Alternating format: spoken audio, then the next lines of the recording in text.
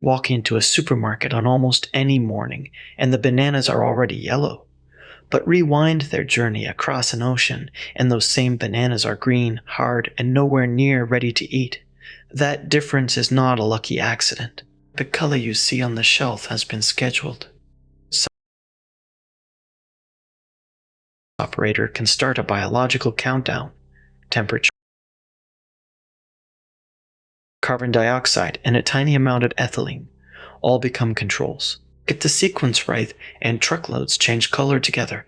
Close the day a retailer needs them. Export fruit is therefore cut while mature green, but still firm enough to survive washing, packing, lifting, trucking, and weeks of transport without becoming a box of bruised yellow fruit. Green shipping. Green fruit means time. Agriculture inspection guidance says fruit that arrives more ripe has a shorter shelf life. Ripe fruit is also more vulnerable to bruising and crushing. The journey is designed to protect that reserve. The first control is temperature, but bananas cannot simply be made colder and colder. For Cavendish fruit, technical guidance places storage and transport around 13 to 14 degrees Celsius. That is cool enough to slow the system, while staying above the zone where tropical fruit begins to suffer. Below about 13 degrees, chilling injury can appear. The peel may discolor, internal tissue can brown, and the fruit may fail to ripen normally. So the refrigerated container is not a pause button. It is a carefully held compromise. Slow the clock without breaking it. Some roads add another layer. Controlled or modified atmospheres lower oxygen and manage carbon dioxide around the fruit. The University of California, Davis reports that this can extend the green life of mature bananas in transit. The goal is still delay, not permanent preservation. The fruit remains alive and respiring. When the ship reaches its destination, green bananas are not usually sent straight to the produce aisle. Pallets move to an importer, distributor, or specialist ripener. This is where the logic reverses. During transport, the system resisted ripening. Now it needs to begin ripening evenly and predictably. A modern ripening room looks less like a kitchen and more like a compact climate machine. Pallets sit in lanes. Fans push conditioned air through openings in the cartons. Sensors track the room and, more importantly, the temperature inside the fruit. Uniformity matters because a warm corner can run ahead of a cold one. Before the trigger, operators bring the banana pulp into the intended ripening range. The University of California, Davis gives a typical range of 15 to 20 degrees Celsius. This is not one universal recipe. Variety, maturity, equipment, and delivery target can change the program. But the principle is stable. Control the fruit, not just the thermostat. Then comes ethylene.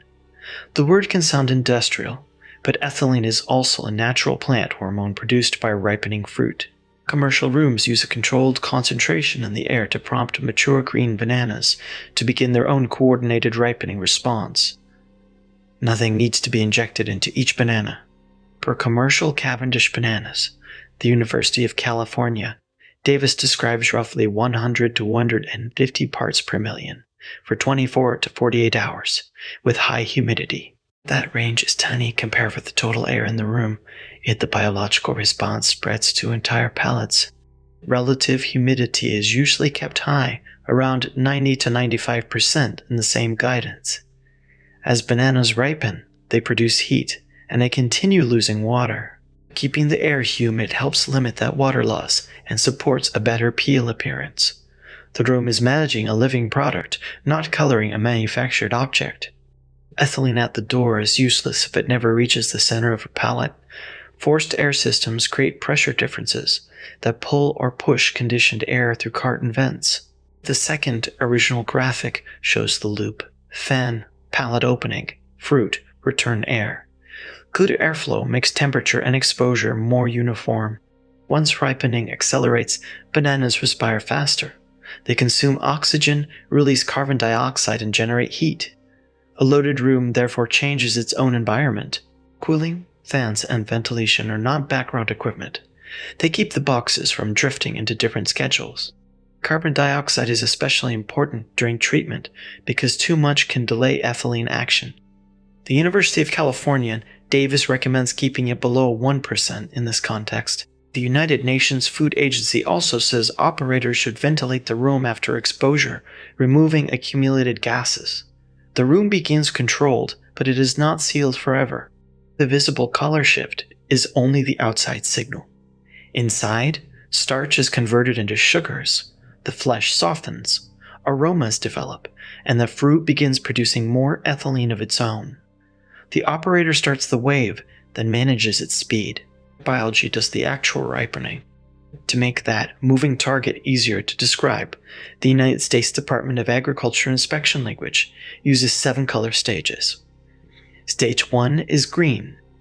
The middle stages move through yellow-green and greenish-yellow. Stage 5 is yellow with green tips. Stage 6 is yellow, and Stage 7 adds brown flecks. Those numbers are not a universal score from bad to good. They are a practical language for a process already moving.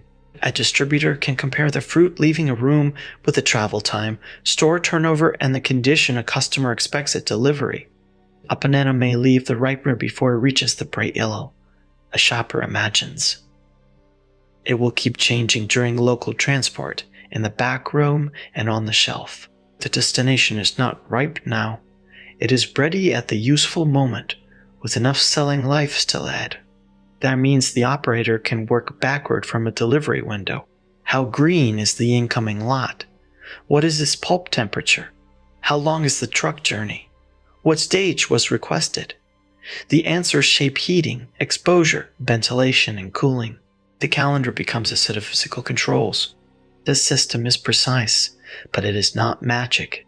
Fruit from different farms or harvest days can respond differently. A blocked carton vent can create an uneven pocket. A temperature reading from the room may hide a colder palate core.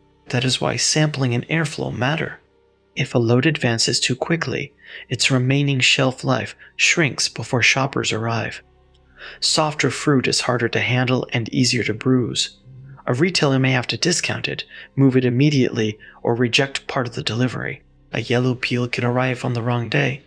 If the load runs late, the shelf tells the opposite story. Fruit that is too green for the expected demand.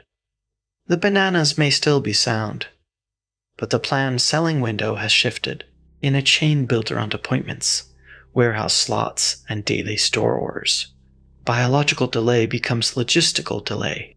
So supermarket bananas do not all turn yellow by coincidence. They arrive green because firmness buys travel time. Cool transport and, on some routes, atmospheric control protects that time. Near the destination, a ripening room uses heat, humidity, ethylene, airflow, and ventilation to release it on purpose.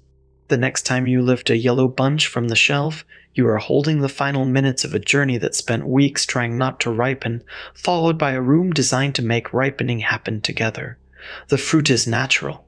The timing is engineered. That is the hidden system behind an ordinary color.